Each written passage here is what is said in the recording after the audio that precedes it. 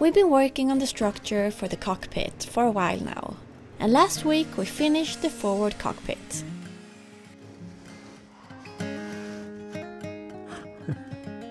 Welcome to a new episode of building a 52-foot sailboat from scratch.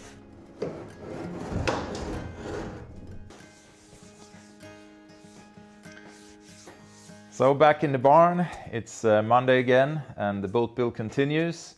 And like I said in last week's episode, we're now going to shift the focus from the stern of the boat because we need to do some design changes that Ulf is currently working on back here.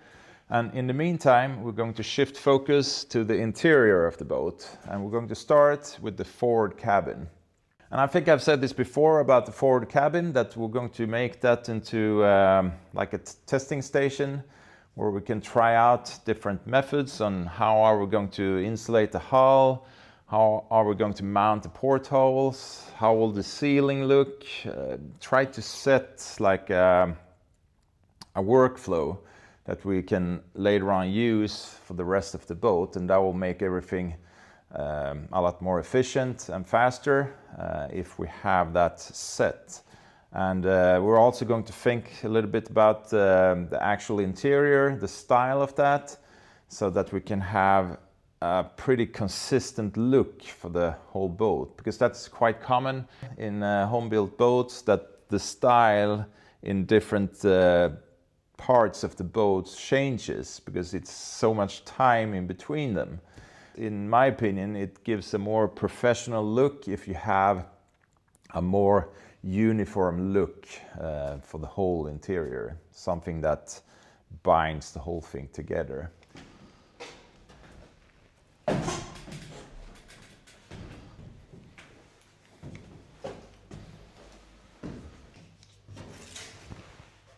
So I'm trying to determine the exact position, or the best position for the portholes in the forward cabin.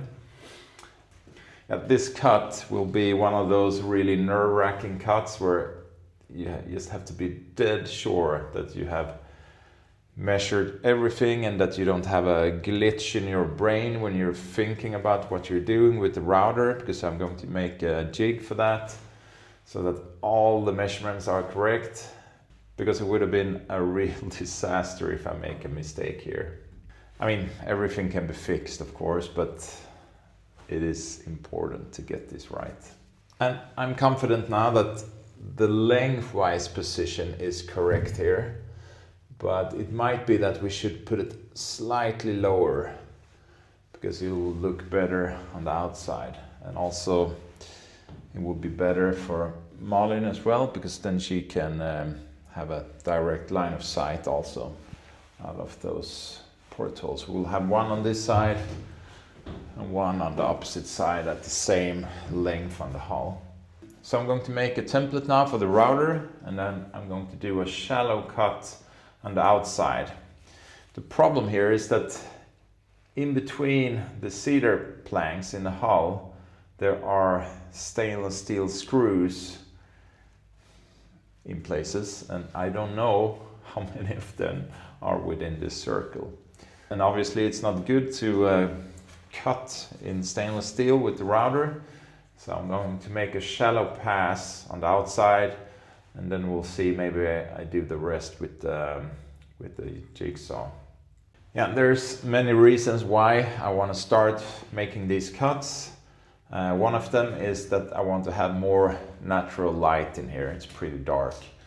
And I can't take up the hole for the hatch in the ceiling just yet, because we haven't decided what size we're going to have on that.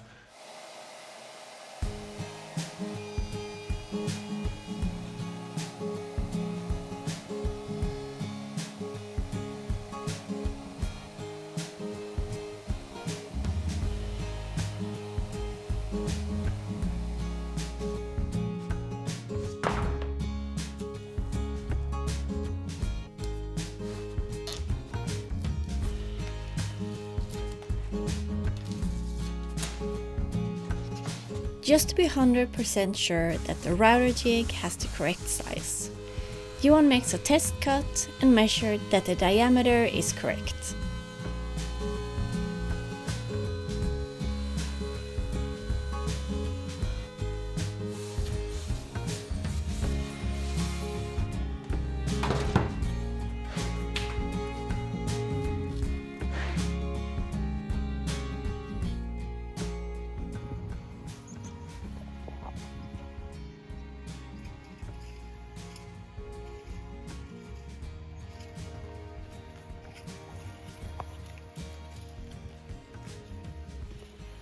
1, 2, 3, 5, 6, 7.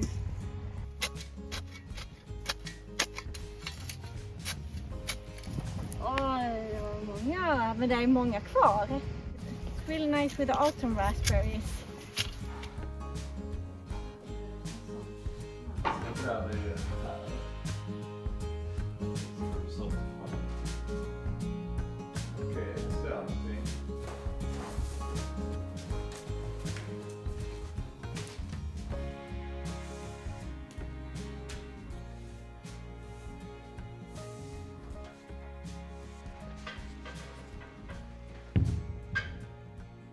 I think I'm ready to make the cut now. I have been triple checking, quadruple checking, and I'm pretty confident that I have the jig in the correct position now.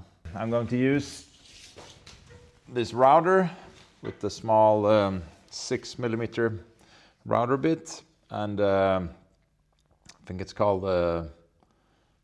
like a collet, like a ring around the router bit.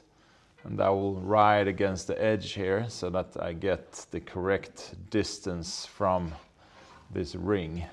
I just mounted this temporarily with a few drops of super glue.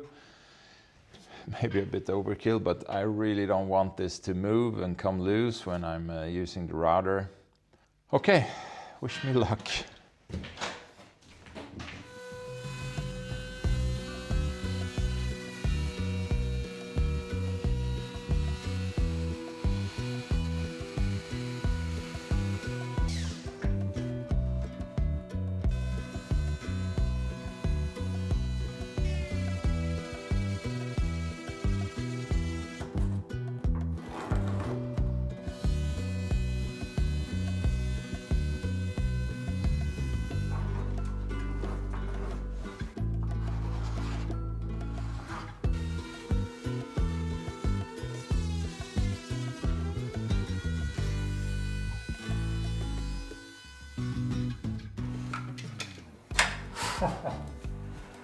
I hit the screw.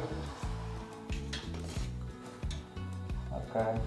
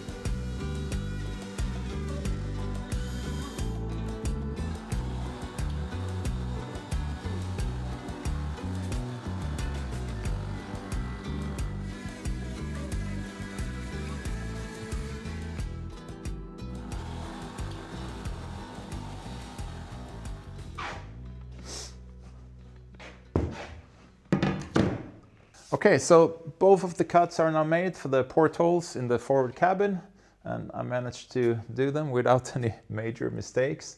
I hit a few screws with the router, but I guess that's okay. At least the holes looks good and are in the correct position.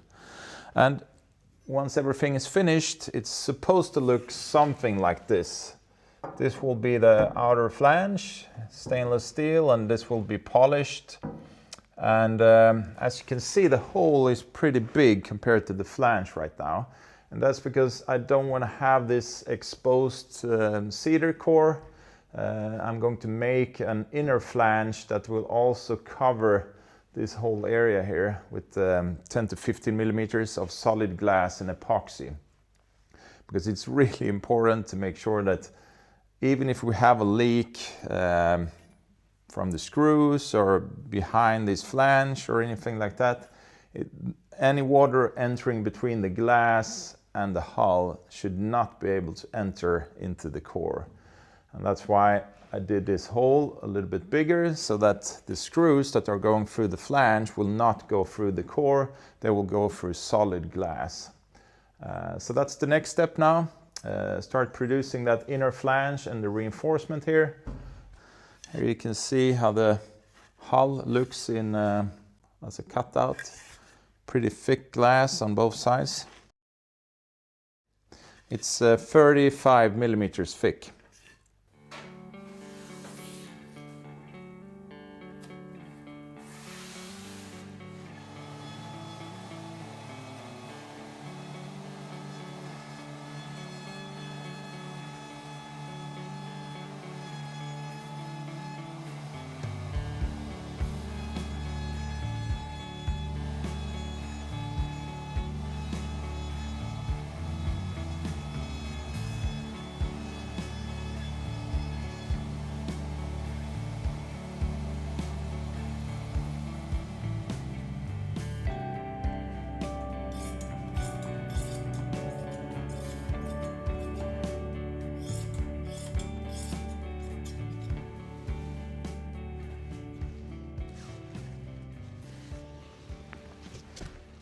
Okay, so I've made this mold now for the inner flanges for the portholes, and I'm going to start laminating these now with some leftover pieces of unidirectional carbon fiber. And once I have this laminated and it's cured, I already have placed a cutting file on this side that corresponds to the position of the flanges on the other side. And I can cut from this side to demold the flanges. That's all in theory. Hopefully it will work. I will also make the holes for the outer stainless steel flange where the bolts will go through when I'm cutting from this side. So pretty complicated, but if it works, I think it will be really good. My only worry now with the lamination is that this track here in the middle is it's quite deep. I don't think it will be a problem with the epoxy, but I will put a few water bags on top just to be sure that it doesn't get too hot.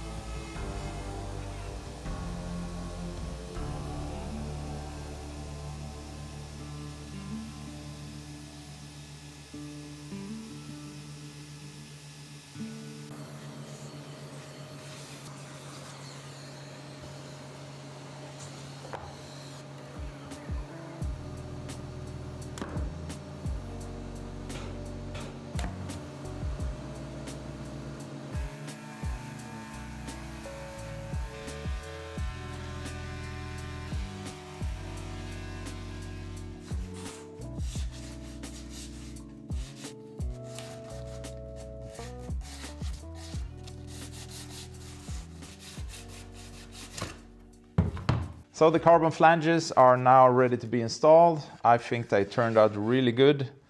And we're going to glue this in with thickened epoxy from the inside of the hull, with epoxy all along the perimeter to really seal off that cedar in the hull, the core. And then we're going to laminate this into the hull on both sides so that we really spread the loads and really get the good bond between the ring and the hull. And I think this will make up really well for the missing part of the hull so that we're not losing any strength. And that's also one of the reasons why we choose to have round portholes. I know a lot of people don't like round portholes. They think it look a bit maybe traditional and old style. But personally, I really like this style. It looks to me more boatish and more nautical.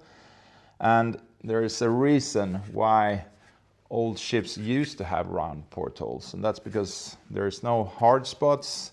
It's the best shape really for a porthole close to the waterline, where you could have waves hitting this and you have twisting and a lot of forces acting on this ring from the hull. I also have a test panel of the actual glass that I can show you how that will look. This is real glass. On the outside we have 8 millimeter of hardened glass. Then there's 8 millimeter of argon gas, and then we have a laminated inner panel of 11 millimeters. So in total 19 millimeters of glass with a gap in the middle of 8 millimeters to give this some insulation. But the upside is that you get better visibility, better scratch resistance, and it will last longer in my opinion. And the outer panel of 8 millimeter hardened glass of a panel this size, that's very, very sturdy. So the glass panel is almost the same thickness as the actual hull, and it will sit like this inside the flange. Of course, there will be seals on the inside, on the outside, and along the perimeter. And then we have the outside ring of stainless steel that later on will be polished like that. And then we have bolts, countersunk bolts along the perimeter going through to nuts on the inside. And don't worry, we will of course make sure that those bolts doesn't touch the carbon fiber directly. It shouldn't really be a problem because there shouldn't be any moisture in there, but you never know. So we'll make sure to seal the bolts off from the carbon so that we don't have any galvanic corrosion. Yes, I think it looks really nice, and I'm really excited to get this installed now. Yeah, one aspect I haven't talked about is that we will try to build this boat to be as quiet as possible on the inside, and these panels will help with that as well, being this thick and heavy and insulated. And of course, having insulated glass is not only good in winter, it's also nice in summer from heat from the outside, keeping the inside of the boat a bit cooler.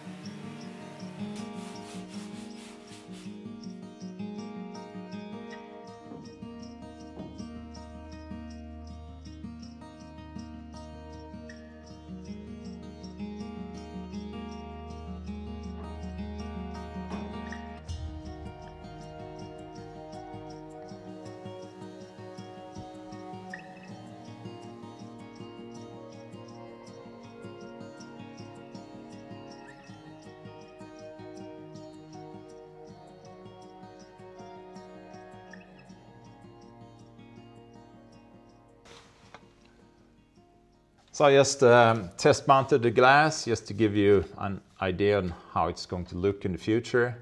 And I think it looks really good. It gives the boat a really special look that we really like. And obviously we won't have the nuts on the outside in the future. We'll have countersunk bolts and the nuts on the inside. And we also might do some design changes on the actual stainless ring out here with the lip to protect the glass a bit more. And we're going to have 3 of these on each side of the hull, and we're going to follow the shear line of the boat, like having the same distance from the deck level down to the porthole on all of them. And that's the more traditional way to position portholes. On more modern boats, you sometimes see that they are at the same level in reference to the waterline. But I think it looks better when you're following the deck line or the shear line. And once we have the tow rail in place, which will be at this height roughly, it will look like the hull is going a bit higher, the top sides, because it will be flush on the outside. So then we will have the correct distance down to the glass. So maybe it looks a bit too high up at the moment, but that will be fixed once we have the tow rail in place. So it feels great that we now have a process on how we're going to mount these for the rest of the boat. And next week we're going to continue working in the forward cabin to make more of these decisions on how we're going to do with deck tabbing and insulation and all of that. But that's it for this week's episode, and as always, thanks a lot for watching, and if you haven't subscribed, make sure to do so. We're getting close to 200,000 subscribers now, so it would be really cool to be able to reach that. So make sure to subscribe and hit that bell so you get the notification when our next episode is up.